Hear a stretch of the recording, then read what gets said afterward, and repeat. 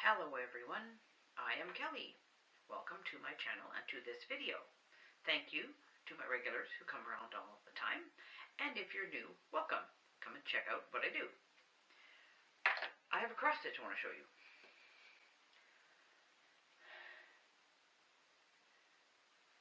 I am going to make this cross stitch part of the side of a dome tea cozy, obviously with added fabric. A few years back, I saw a video by an English lady. I think she lives in England or maybe Wales. Anyway, it doesn't matter. Her name is Debbie Shore. And I'm going to link that video underneath because she has a good explanation. And she used for her pattern for her dome, I think it was a hat box. I've got to go back and look at it to double check how to do it anyway. So I thought, well, I need something big enough. And I thought, probably should measure my teapot first. So that's what I did. So I'll get a little closer and show you. I put my teapot out on the counter and measured with my ruler. It is 7 inches high.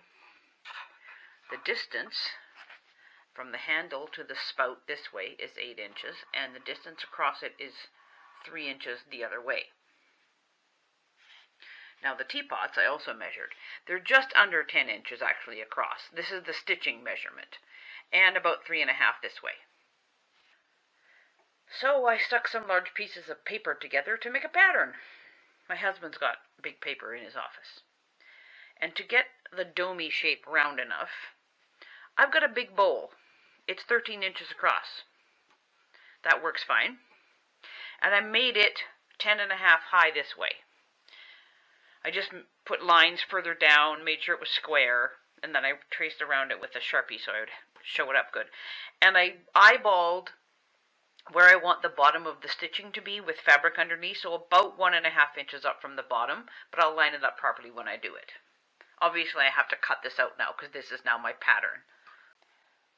So basically when my tea cozy is finished, it will be about 10 inches from top to bottom and about 12.5 inches wide. And the teapot cross stitch will be down here somewhere. Obviously it can't go up too high or I'll cut the ends off.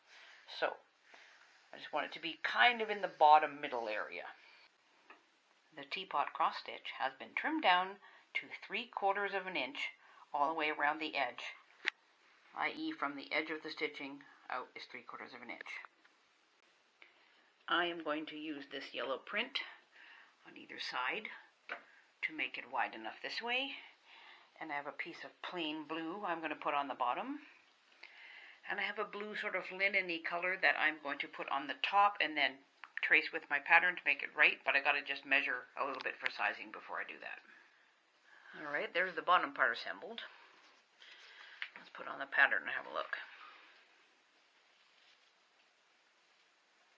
Center it between there.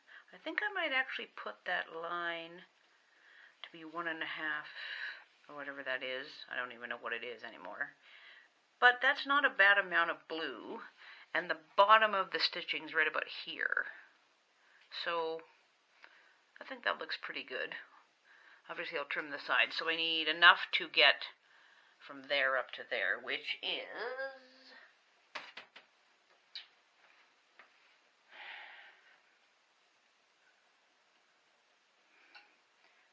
give it 5 inches, because 5 inches is about there.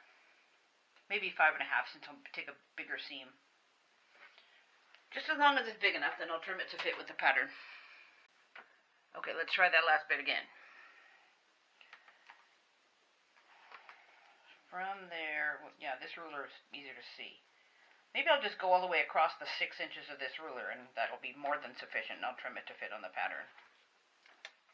I have got my 2 sides ready to go. Now I'm just going to put the pattern on, line it up, and pin it, and go around it with the pen so I know where to cut.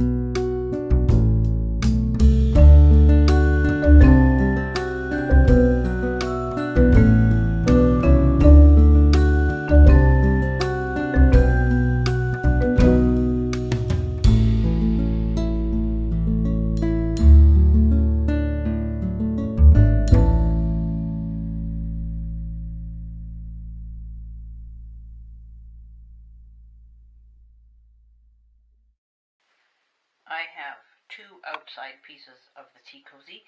These I cut separately to line up the cross stitch properly and line up this properly. But if you're just using pieces of fabric, you can put them together or just cut them together. It doesn't matter. I have two pieces of lining, same. If you wanted to, you could actually probably stack your 4 fabrics together, or your 2 fabrics or whatever, and cut them all at the same time. I did it separately because I had to do these separately. And 2 pieces of batting. Now for assembly. A little bit of basting spray.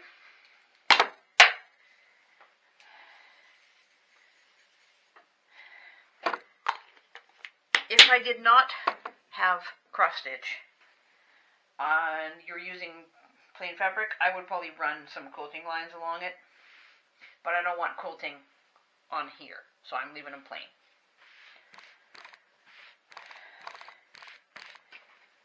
Stick it down.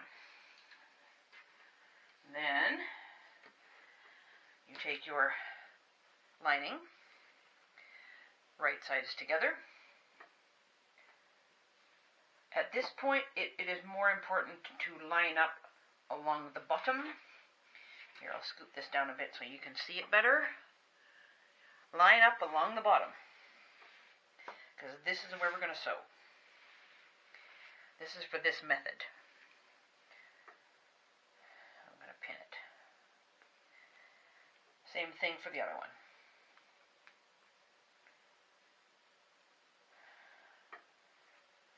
Just along there. Now you have 2 things that look like this.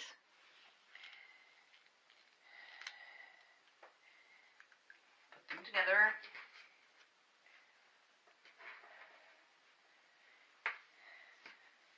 It is important to line up the seams.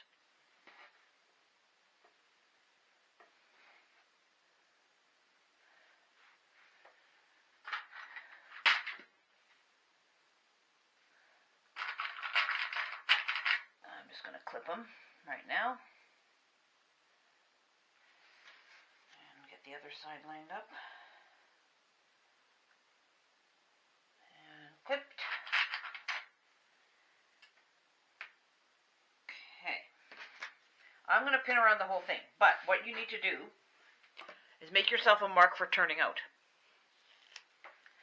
So I'm going to go not right on the edge, but maybe like from here to there, something like that, just so I can get my hand in.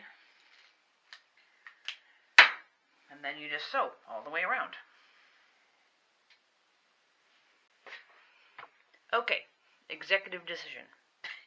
Those of you who've been around my channel know that I do projects on the fly sometimes. And yes, I did sew my opening together with blue thread. Whatever. But when I was straightening this out, ready to, press it all down, it kind of naturally fell into a fold like that, with the wood showing. And I thought it looked kind of cool, actually. So I put brown thread in, and I did my top stitch all the way around, like, one at a time, like that. So it has like a base. That's kind of what I was going with. I think it looks pretty good, actually. Moment of truth.